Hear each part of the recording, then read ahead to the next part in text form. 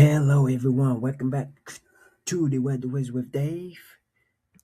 And today I'm going to give an update about the severe weather that will happen across the Great Plains and also the Midwest tomorrow.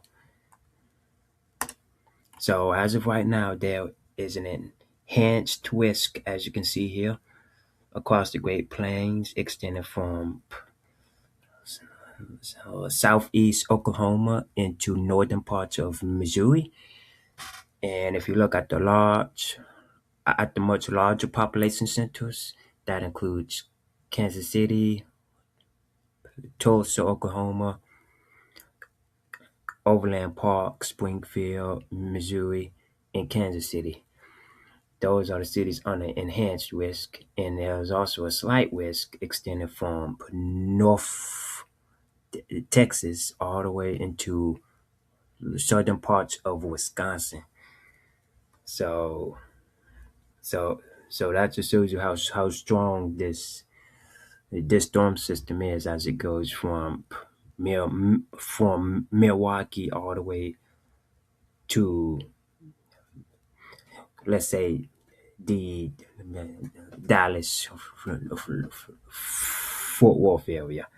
So yeah, a lot of cities are getting ready to get affected by severe weather, and part of the reason of that is if we look back, yeah, to the module, specifically the GFS model, you will see this strong upper level trough moving across the west here, and that's going, and you see that there's going to be a wedging going on here, which will provide those much warmer temperatures from a place like Milwaukee, Wisconsin, all the way to, to the south. So that just shows you where the warm temperatures are coming from. It's coming from the wedge here because a strong upper level trough is on the west here. It's moving northeast. And if we take a look at the relative humidities, it's most definitely going to be humid tomorrow for much of the Midwest and Great Plains, as you saw that there is a severe weather threat. And when you have severe weather threats, when you have warm weather and moisture combined together, those are the typical ingredients uh, for any kind of convection to occur. So now looking at the relative humidity values, this is all right. Let's go to all right. Let me zoom out here. Let me zoom out. Okay. Okay. So Saturday, you can see the brighter colors represent more moisture. So there's going to be plenty of moisture across here. And let's take a look at the surface-based CAPE values. So yeah, the enhanced risk is going to extend from southern Oklahoma all the way to northern Missouri. So tomorrow, so let's see what the surface-based CAPE values are going to be like. So this is tomorrow afternoon, late, yeah, Friday, yeah, afternoon, which is tomorrow. We're looking at CAPE values of like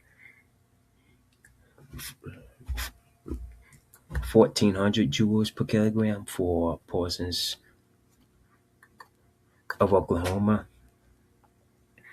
and then parts of Illinois, we're looking at over 1,500 joules per kilogram. So that's plenty of CAPE for severe weather to occur. And as we go later, and you can see as we go later into the day, the surface-based CAPE starts to descend a bit.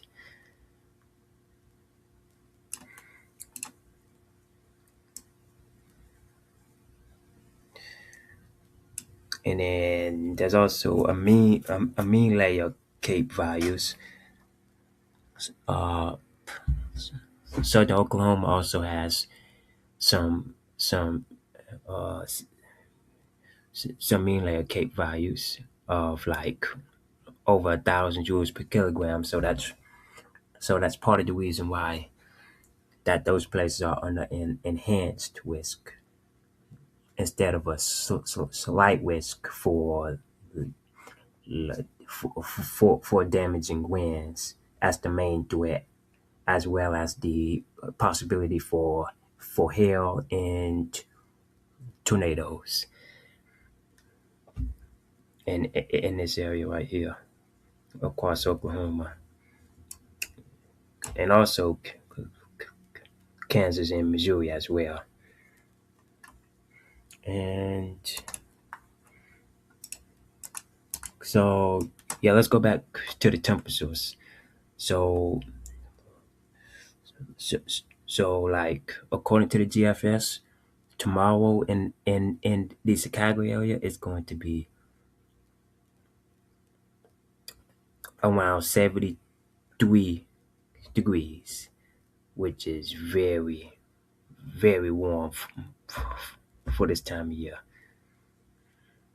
And and same thing with for northern Indiana. Northern Indiana is going to get up to 70 Friday, which is tomorrow. And then a place like Milwaukee, Wisconsin, it's going to get up to like mid 50s. So like around to 54 degrees. And then down here in the south, like across Arkansas, in Missouri, it's gonna be like in the 80s around Little Rock, and mainly in the 70s and 80s for much of the south, southeast, and even portions of the Midwest, experiencing 70 degrees as the high temperature, which is actually crazy. So going back here, let's let's take a look at the summary.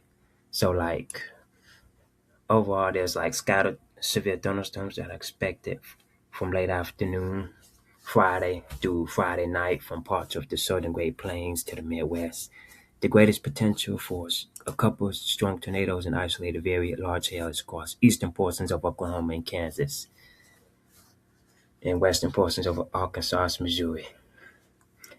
Yeah, and that kind of makes sense considering that the surface-based CAPE values was actually decent in that area to support that convection initiation. So that's part of the reason why those areas are under enhanced risk. And if we look at this synopsis, as I said earlier, there's a broad up level trough over the west that could split into two distinct impulses by Friday night. And then there's also a leading shortwave trough that could that should eject from the four corners across the central Great Plains to the upper Mississippi Valley, while a backside cutoff low involves southward over the lower Colorado Valley.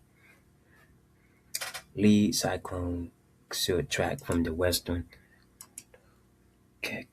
Kansas vicinity across Iowa to the upper Great Lakes. The dry line should mix towards central Oklahoma and Texas through late afternoon, and the surface cold front will accelerate southward across the central southern Great Plains on the backside of the lead cyclone. So basically, there's like going to be a low pressure system associated with this, and there's going to be a low pressure system that goes this way, and then a low pressure that goes this way, and so that's and so on the backside of this low pressure system is gonna uh, it's gonna turn into much colder air behind it. For this low pressure system, it's still going to be very warm in, across the southern Great Plains and in the south. So yeah, and yeah, it really all depends of the dynamics and how strong this low level jet will enhance the severe weather threat and how far north will it truly go. So yeah, as always, be sure to pay attention to your local weather forecast and and make sure to stay safe. Make sure to like and subscribe as well. And I will to keep you updated on the on severe weather situations like this. And until next time, the Weather Wiz with Dave is out.